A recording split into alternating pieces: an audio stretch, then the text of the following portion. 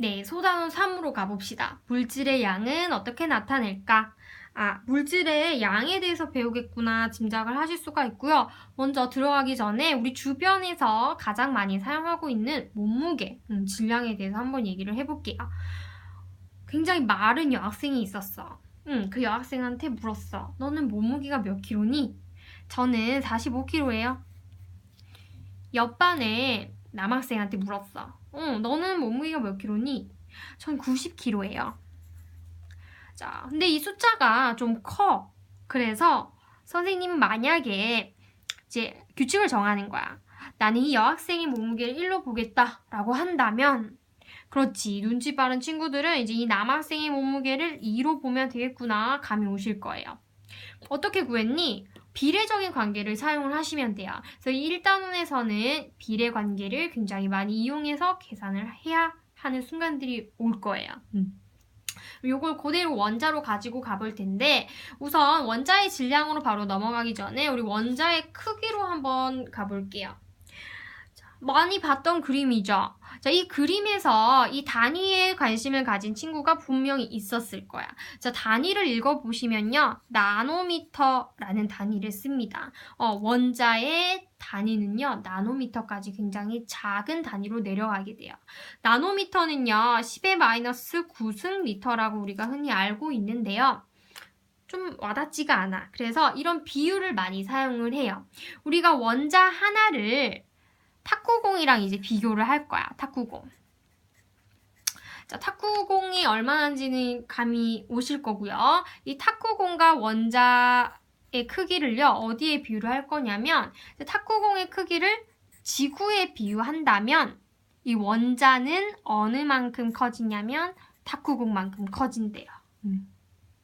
지구의 크기 중에 탁구공이 엄청 작다는 거 아실 거예요. 그래서 원자는 눈에 보이지 않을 만큼 작고요. 작으니까 질량도 어떨까?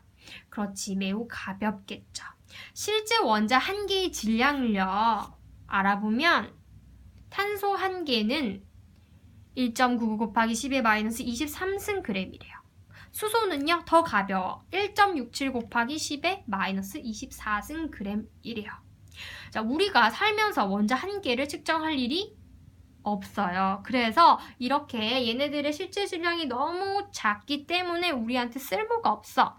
얘를 기준을 바꿔줄 거예요. 자, 이때 기준이 되는 원소는요, 탄소예요. 자, 그건 하나의 약속이니까 그동안 많은 원자들이 기준점이 되었어요. 그래서 그 기준점이 계속 논란이 되면서 변해 가다가 이제 탄소로 이제 우리는 지정해서 사용을 하고 있어요. 이 탄소의 질량을요, 12로 기준을 잡고 있습니다. 그러면 이 수소의 질량은 얼마로 보면 될까라고 묻는다면 얼른 이렇게 비례식을 세우셔야겠죠. 그래서 계산기의 도움을 받아서 계산을 해보시면 탄소가 12일 때 수소는 약 1, 즉 12배 가벼운 원소가 됩니다. 산소와 질소도 우리가 많이 사용을 하니까 원자량을 제시를 해보면 3분의 4배 무겁고요. 그 다음에 질소는 6분의 7배 무거운 이런 관계가 있습니다. 그래서 이 정수들, 이런 숫자들을 우리는 원자량이라고 부를 거예요. 정리를 해봅시다. 자, 탄소는 수소보다 12배 무거워. 그래서 이렇게 저울의 그림의 형태로도 많이 나타내고요. 우리가 많이 사용을 하는 아이들은요. 외우지 않아도 아마 외우시게 될 거예요. 하지만 문제에서는 주어지니까 너무 걱정하지 마시고 원자량이란 탄소의 질량을 그렇지 12로 정하고 이를 기준으로 했을 때 상대적인 질량을 의미합니다. 그래서 원자량은 실제 질량이다 아니다? 그렇지, 실제 질량은 아니에요. 어떤 가상의 숫자라고 보셔도 돼요. 원자량을 사용하는 이유는요. 원자 한 개의 질량이 너무 작아서 불편하기 때문에 우리가 유용하게 쓸 수 있는 값으로 바꿔서 사용한다. 요것만 기억을 하시면 돼요. 그래서 실제 질량이 아니기 때문에 얘들아 단위도 사실은 없어요. g 이렇게 붙이지 않아요. 실제 얘 한 개의 질량이 12g은 아니잖아. 그래서 그냥 이 아이의 원자량은 10이다 라고 얘기를 해주시면 돼요. 자, 원자량만 잘 알면요. 분자로 존재하는 아이들과 그 다음에 분자가 아닌 것들로 존재하는 아이들의 량도 나타낼 수가 있어요. 우리가 분자로 배웠던 거 2가지만 연습을 해볼게요. 예를 들어서 수소기체. 그렇지. H2. 지난 시간에 나왔었죠. H2의 분자량은 얼마인가? 라고 하면 분자를 구성하는 원자 H2개죠. 이것들의 원자량을 다 합해 주시면 돼요. 그렇지. H는 1이니까 H가 2개 있으면 얘의 분자량은 2가 되겠죠. 자, 3원자 분자로 한번 가봅시다. H2O, 우리 주변에 많이 있는 물, 우리 몸속에도 80% 정도 있는 이 물의 분자량은 얼마인가? 라고 물으면 수소 2개와 산소 1개로 이루어져 있으니까 이 3개의 원자량을 다 합해 주시면 돼요. 얼마일까요? 2 더하기 16, 즉 18이 되겠죠. 그래서 물의 분자량은 18이다 라고 얘기를 해주시면 되겠죠. 화학식량도 마찬가지예요. 분자로 존재하지 않는 물질의 화학식을요. 그대로 식에 있는 대로 읽어주시면 돼요. 다이아몬드 흑연으로 해볼까요? 자, 다이아몬드와 흑연은요. 둘 다 C라고 나타내기로 했었어. 그러면 얘의 화학식량은 그렇지 여기 1이 생략되어 있는 거니까 12라고 읽어주시면 됩니다. 자, 나머지 연습들은요. 수업 시간에 우리가 친구들과 같이 한번 구해보도록 하고요. 넘어갈게요. 자, 근데 이제 궁금증 가지셔야 돼요. 그러면 왜 하필 12일까? 탄소가 기준인 건 그렇다 쳐. 근데 왜 1도 아니고 10도 아니고 100도 아니고 왜 하필 12일까요? 요거는요. 한번 생각해서 답을 내서 한번 와보세요. 우리 의견을 한번 공유하고 검색을 해보셔도 좋을 것 같아요. 그리고 한 가지 더 이제 추가를 해봅시다. 자, 만약에 우리 주변에 질량이 다른데 같은 종류가 있을 수도 있거든요.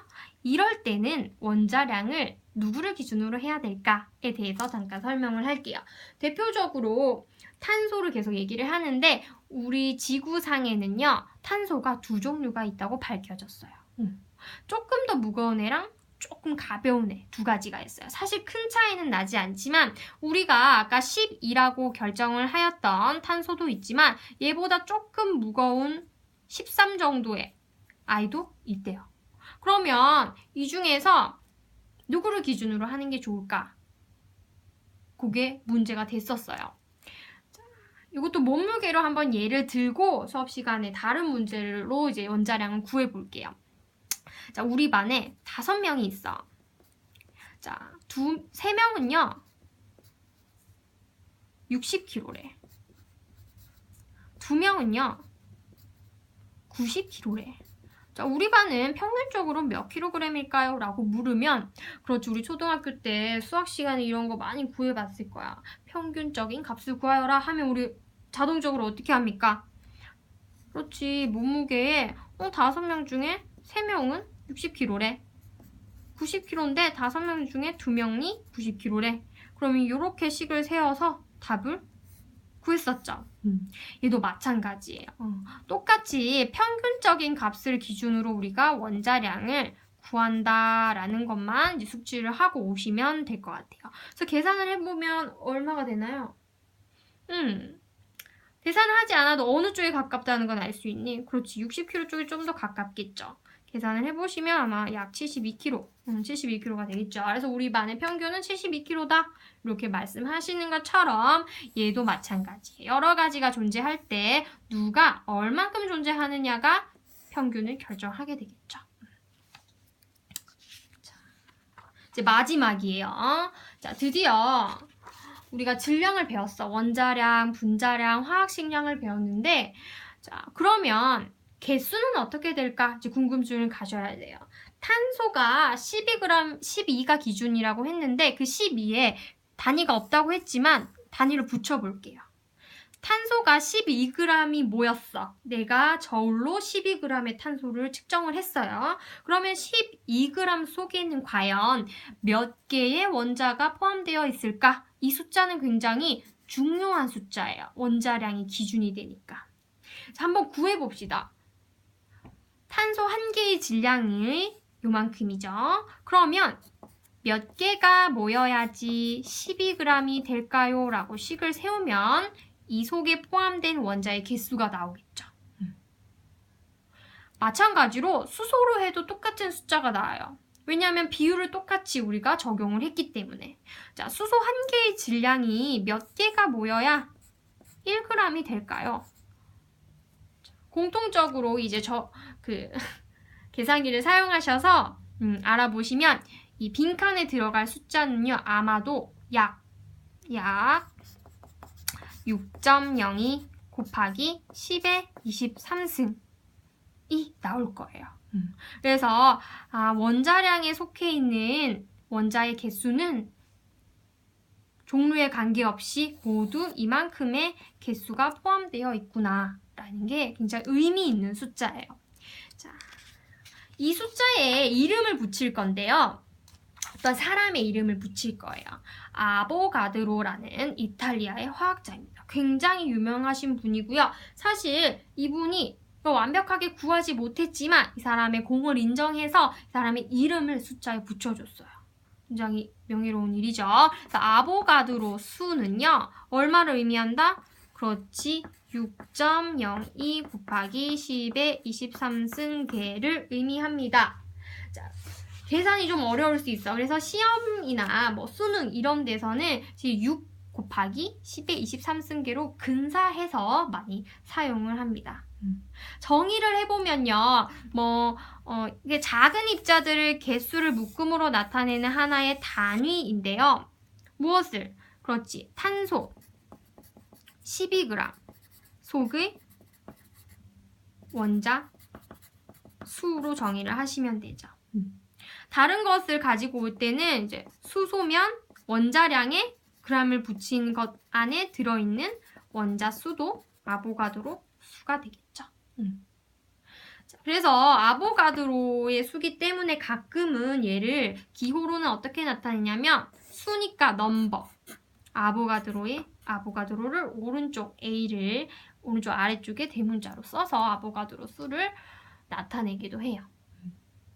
그래서 오늘 두 가지 배운 거 원자량과 아보가드로 수의 개념을 잘 숙지해서 오셔서 우리 문제를 수업 시간에 같이 풀어보도록 할게요.